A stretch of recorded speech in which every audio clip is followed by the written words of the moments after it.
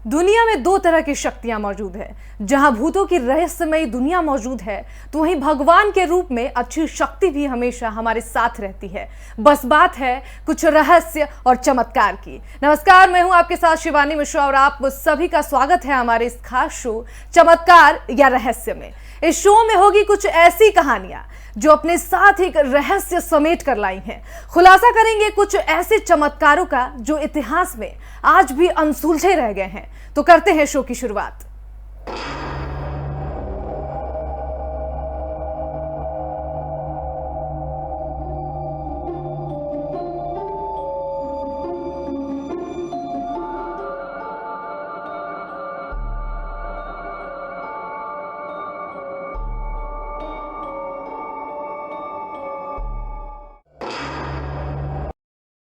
क्या आपने कभी किसी इंसान को खुद के ही शरीर के टुकड़े खाते हुए देखा है?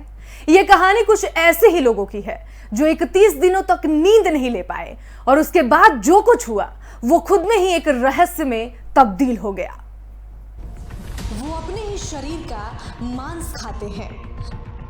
वो खुद के ही खून के प्यासे हैं। वो हर पल मौत की तमन्ना रखते हैं। वो शरीर नोचकर जिंदा रहते हैं।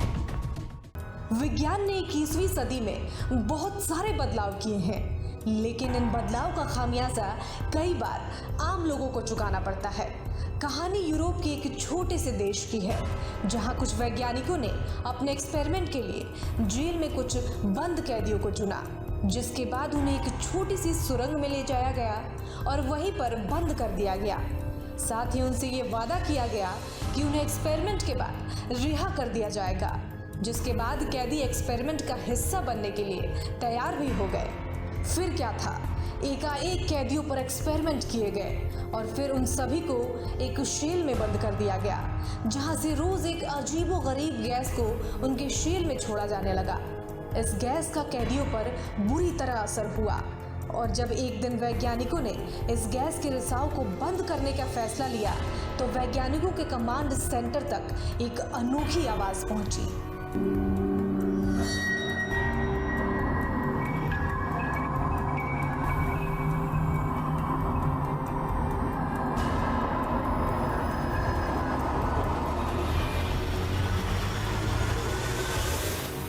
आवाज एक कैदी की थी और उस कैदी ने जो कहा उसे सुनकर वैज्ञानिकों के होश उड़ गए। दरअसल वैज्ञानिक इस गैस का खतरनाक होने की बात को समझ गए थे और इसलिए उन्होंने कैदी को गैस देना बंद करने का फैसला लिया था। लेकिन जब उन्होंने कैदियों की आवाज सुनी तो उनके भी पैरों तले जमीन खिसक गई, जिसके बाद वैज्ञानिकों ने खुद उस जेल में जाने का फैसला लिया और फिर एक वैज्ञानिक खुद जेल में उतरा। फिर जो भी कुछ उसने देखा वो उसको हैरान कर गया। जमीन पर खून ही खून, मांस तो मानो जमीन पर पीछे की तरह पड़ा हो और जो लोग खुद के ही शरीर की खाल खा रहे थे। जब वैज्ञानिकों ने उन्हें आज़ाद करने की बात कही तो उन्होंने इसका विरोध किया और कहा कि जब हम बचकर जाना चाहते थे तो तुमने हमें जाने नहीं दिया। अब हम इसी गैस के साथ जीने के लिए मजबूर हैं, चले जाओ यहाँ से। जिसके बाद वैज्ञानिकों ने वहाँ से निकलने का फैसला कर लिया। इस कहानी को देखने के बाद हर किसी की रूह कांप जाएगी। जब विज्ञान के किसी एक्सपेरिमेंट का साइड इफेक्ट होता है तो इस कदर तक लोगों को मजबूर कर सकता है, ये खुद में एक बड़ा सवाल है।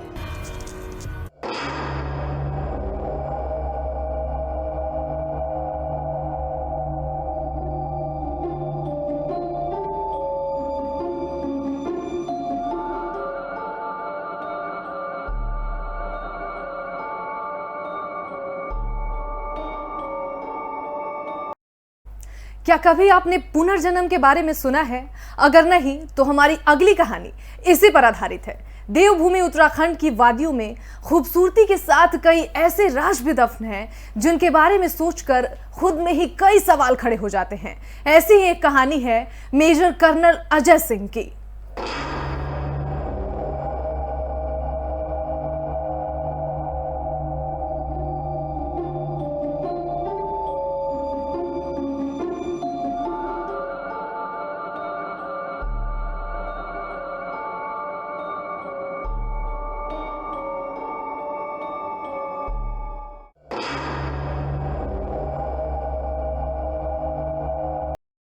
भारत एक धार्मिक देश है।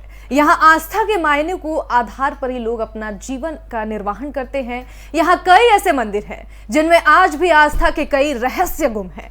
और जब वैज्ञानिकों ने इन्हें खोजने की कोशिश की तो उन्होंने कुछ ऐसा पाया जिसको देखने के बाद वो खुद हैरान रह गए। देखिए हिंदुस्तान के एक रहस्यमयी मंदिर की एक खौफनाक दास्तान। उत्तराखंड के चमोली का वो राज, पुनर्जन्म की अनोखी कहानी। मेजर कर्नल अजय सिंह के साथ क्या हुआ? 2000 साल पुरानी बाबा की गुफा का क्या है रहस्य? इस गुफा को क्यों कहते हैं मौत की गुफा? खूबसूरत वादियों का डरावना सच। ये कोई कहानी नहीं बल्कि किसी के जीवन का लेखा जोखा है। दरअसल रिटायर्ड कर्नल अजय सिंह ने एक बार फिर से भारत की सेना को ज्वाइन करने का फैसला किया, जिसके बाद उन्होंने बतौर मेंटर सेना में सहभागिता दर्ज कराई। लेकिन वो इस बात से अनजान थे कि आने वाले दिनों में उनके साथ क्या कुछ होने वाला है। फैसला अक्सर कई चुनौतियां लेकर आता है और ऐसा ही कुछ कर्नल अजय सिंह के साथ हुआ था जब उनकी पोस्टिंग उत्तराखंड के चमोली में कर दी गई, जिसके बाद उन्हें उन पहाड़ियों का प्रभार सौंपा गया जहां की खूबसूरत वादियां अक्सर पर्यटकों को लुभाती हैं। लेकिन कर्नल साहब इस बात से अनजान थे कि आने वाले दिनों में उनके ही पुनर्जन्म का सच जिंदगी में दोबारा एंट्री करने के लिए तैयार है।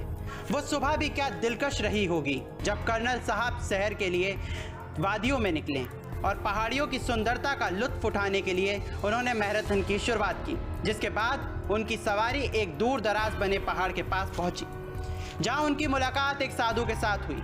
हैरानी की बात यह भी रही कि इस साधु ने कर्नल को मिलने के बाद एक अजीबोगरीब एहसास किया।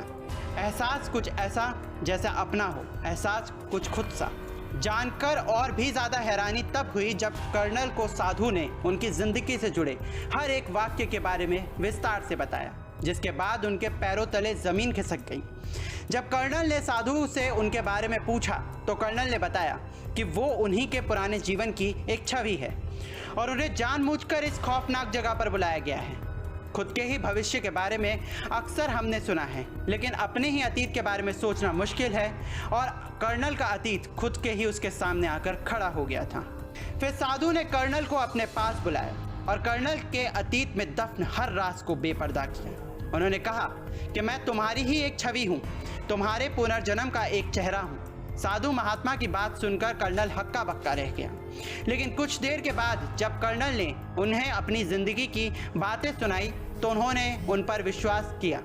इस कहानी में जहां एक तरफ पुनर्जन्म के रहस्यों की बात हुई तो वहीं दूसरी तरफ कर्नल के कर्मों के फल भी उसके सामने झलकते हुए नजर आए। पैरानॉर्मल एक्सपर्ट्स की माने तो पुनर्जन्म का होना या ना होना जीवन के कुछ असाधारण तथ्यों पर निर्भर करता है। Bureau report. भारत एक धार्मिक देश है। यहाँ आस्था के मायने को लोग आधार पर अपने जीवन का निर्वाहन करते हैं। यहाँ कई ऐसे मंदिर हैं जिनमें आज भी आस्था के कई रहस्य गुम हैं। और जब वैज्ञानिकों ने इन्हें खोजने की कोशिश की तो उन्होंने कुछ ऐसा पाया जिसको देखने के बाद वो खुद हैरान हो गए। देखिए हिंदुस्तान के एक रहस्यमयी मंदिर की खौफनाक दास्तान।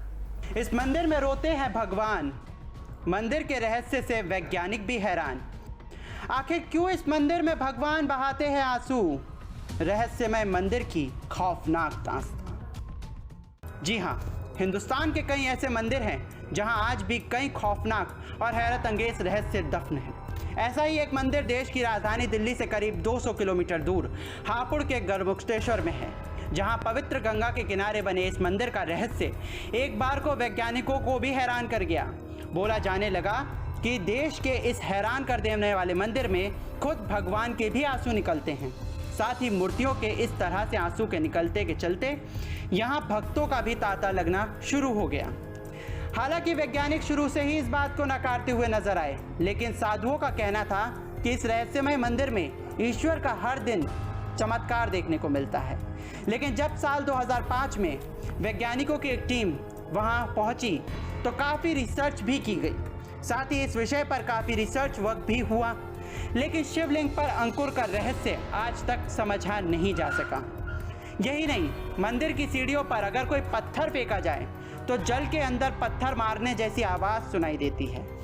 ऐसा महसूस होने लगा कि जैसे गंगा मंदिर की सीढ़ियों पर कुछ छू कर गुजरा हो। ये किस वजह से होता है, इस गुत्थी को भी आज तक कोई सुलझा नहीं पाया। हालांकि वैज्ञानिकों का मानना था कि जब भी कोई मंदिर की सीढ़ियों पर कोई पत्थर फेंकता है या फेंका जाता है तो मंदिर परिसर में ऐसा अनुभव सा होता है कि मानो कहीं किसी पानी में कोई आकृति सा कुछ बन गया हो। इसी के चलते ऐसा महसूस हुआ करता था कि मानो किसी ने मूर्ति के साथ कुछ छेड़छाड़ की हो या खुद भगवान रो रहे हो। लेकिन वैज्ञानिकों के इस तथ्य ने अनसुलझे रहस्य का खुलासा कर दिखाया। देश के कई ऐसे मंदिर हैं जहां इसी तरह की बातें कही जाती हैं। माना जाता है कि यहां लोगों की जीवन शैली और कर्मों को लेकर पछता रहे भगवान दुख में रो रहे हैं। लेकिन वैज्ञानिक मायनों के मद्देनजर कुछ कहानियां ऐसी ही निकलकर सामने आती हैं।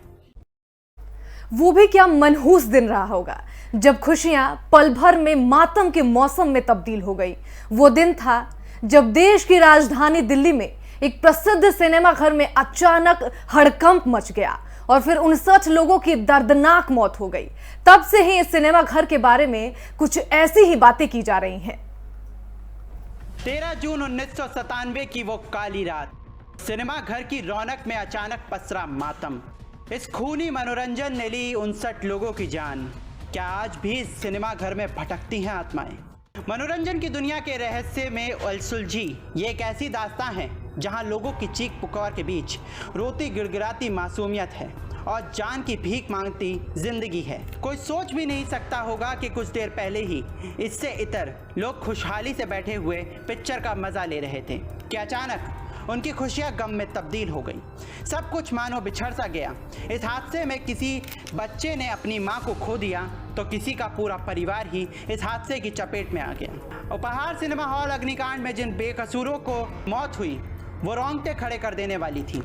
वो सब मरकर दुनिया में रुखसत हो गए उनकी उस लोमहर्षक मौत के बाद, मगर अदालत में मुकदमा आज तक जिंदा है। मुजरिमों को जो सजा मिली उस पर उठाए गए सवाल भी आज तक जिंदा है। उपहार सिनेमा हॉल अग्निकांड में मरने वालों के बाद अगर कुछ मरा तो वो थी चंद बेगैरत लोगों की आत्मा जिन्होंने उपहार से लक्षागृह से मरने वालों के बेकसूर मुकदमों से जुड़ी फाइलें और दस्तावेजों तक का सौदा कर डाला। इन संदिग्धों के ऊपर उन दस्तावेजों में से भी कई को जला डालने का आरोप लगा जो आज तक हमारे बीच जिंदा है।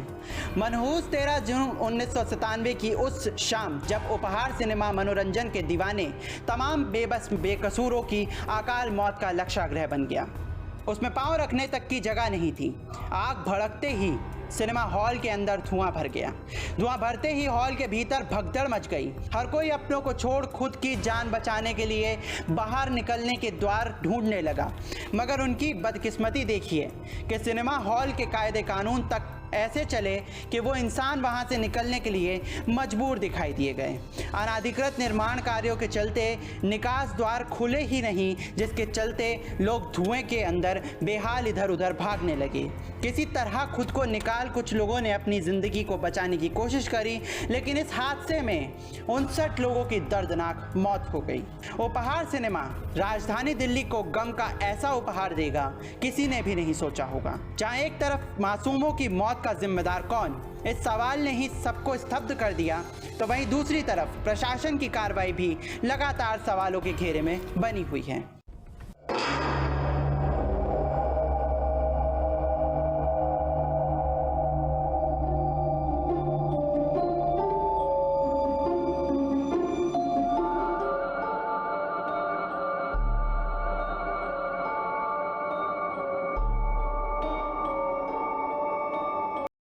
तो आज के लिए इस खास शो में मेरे साथ बस इतना ही। अगले हफ्ते फिर होगी मुलाकात कुछ ऐसी ही अनसुलझी कहानी और रहस्य के साथ। तब तक के लिए देखते रहे FM न्यूज़। मुझे इजाजत।